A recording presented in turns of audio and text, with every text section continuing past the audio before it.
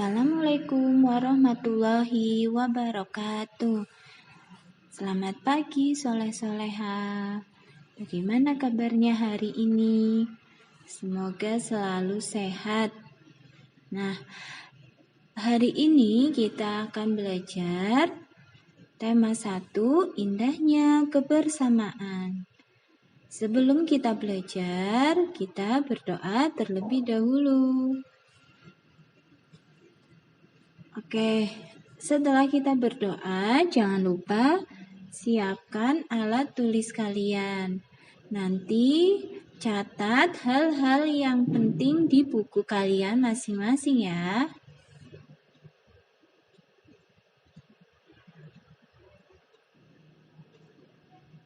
Oke, tahukah kalian bahwa Indonesia sangat beragam? Bentuk-bentuk keragaman yang ada di Indonesia meliputi keragaman suku, bahasa, rumah adat, tarian, pakaian tradisional, dan alat musik tradisional.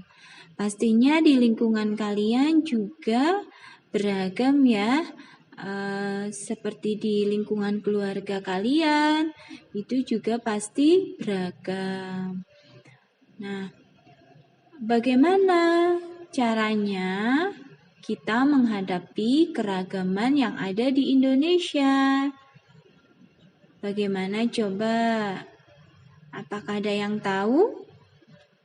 Ya, misalkan di sekolah ada yang dari suku Batak, ada yang dari suku Jawa. Nah, bagaimana cara kalian menghadapi keragaman tersebut? Oke, ya. Nah, cara menghadapi keragaman yang ada di Indonesia itu harus saling menghormati dan menghargai agar tercipta kerukunan, persatuan, dan kesatuan. Yuk kita simak bacaan berikut.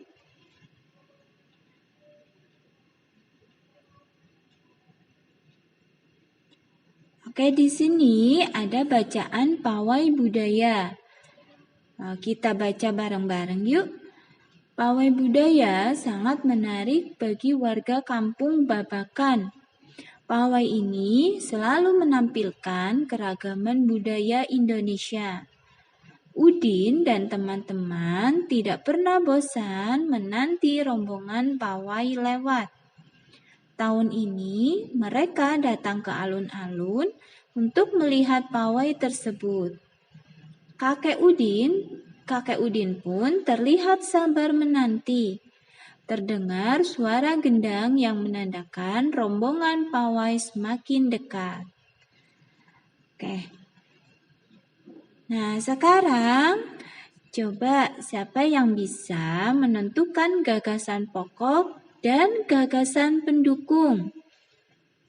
Oke, sebelum menentukan gagasan pokok dan gagasan pendukung, kalian harus tahu terlebih dahulu, harus mengetahui apa itu gagasan pokok dan apa itu gagasan pendukung. Kita bahas yang pertama, gagasan pokok. Gagasan pokok adalah topik yang dibahas pada suatu teks atau suatu cerita. Jadi pada suatu cerita itu membahas tentang apa? Itu gagasan pokok. Ya, inti dari cerita tersebut itu menceritakan tentang apa? Itu namanya gagasan pokok. Kemudian ada gagasan pendukung. Gagasan pendukung adalah tambahan informasi untuk gagasan pokok. Biasanya kalau gagasan pendukung itu terletak setelah gagasan pokok. Oke, kita coba lihat bacaan yang tadi ya. Nah, mana yang termasuk gagasan pokok dan mana yang termasuk gagasan pendukung. Ya, nah untuk pawai budaya sangat menarik bagi warga Kampung Babakan itu termasuk gagasan pokok.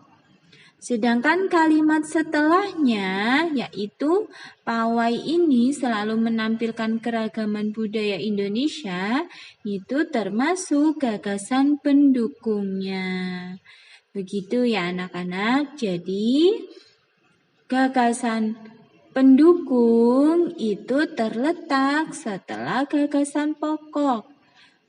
Jadi kalian kalau misalkan disuruh menentukan gagasan pokok, itu berarti topik yang dibicarakan. Kalau misalkan menentukan gagasan pendukung, berarti itu setelah kalimat setelah gagasan pokok. Nah, selanjutnya cara benda menghasilkan bunyi. Nah, ketika ada pawai itu kan pasti ada alat-alat musik ya. Nah, itu pasti kan menghasilkan sebuah bunyi. Nah, itu bunyi. Apa itu bunyi? Nah, bagaimana cara menghasilkan bunyi? Bunyi itu berasal dari benda yang bergetar. Benda-benda yang bergetar dan menghasilkan bunyi disebut sumber bunyi. Sumber bunyi. Nah, bunyi itu dapat merambat melalui benda padat, cair, dan gas. Tetapi bunyi tidak dapat merambat pada ruang yang hampa, ruang yang kosong. Hampa itu berarti tidak ada udara. Nah, berikut ya contoh alat musik tradisional ya. Nah, di sini Ustazah berikan contoh alat musik tradisional beserta cara memainkannya. Yang pertama ada kendang. Kendang itu dari Jawa Barat dan tifa dari Papua. Itu cara memainkannya dengan dipukul. Ya. Kemudian yang kedua ada saluang dari Sumbar, Sumatera Barat.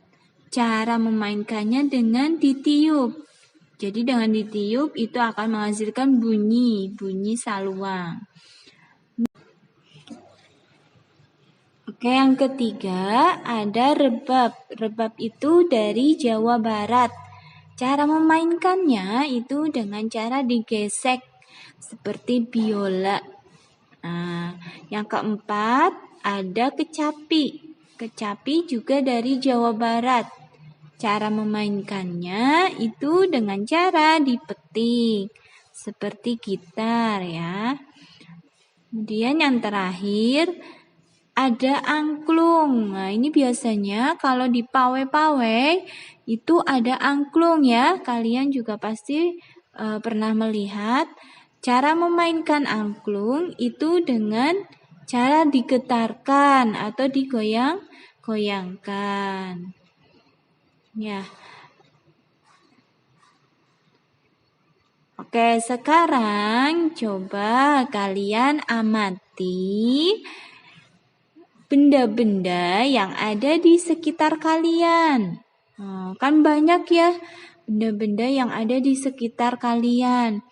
Coba ambil 3 benda saja yang kamu anggap sebagai sumber bunyi. Ya. Kemudian pastikan bahwa benda yang kamu temukan itu berbeda cara membunyikannya. Ya, dengan berbeda cara membunyikannya. Maaf, itu bukan menyembunyikan tapi membunyikannya. Entah itu ditiup, digesek, dipetik, dipukul, atau ditekan. Coba ya kalian nanti di rumah diamati ya benda-benda yang ada di sekitar kalian.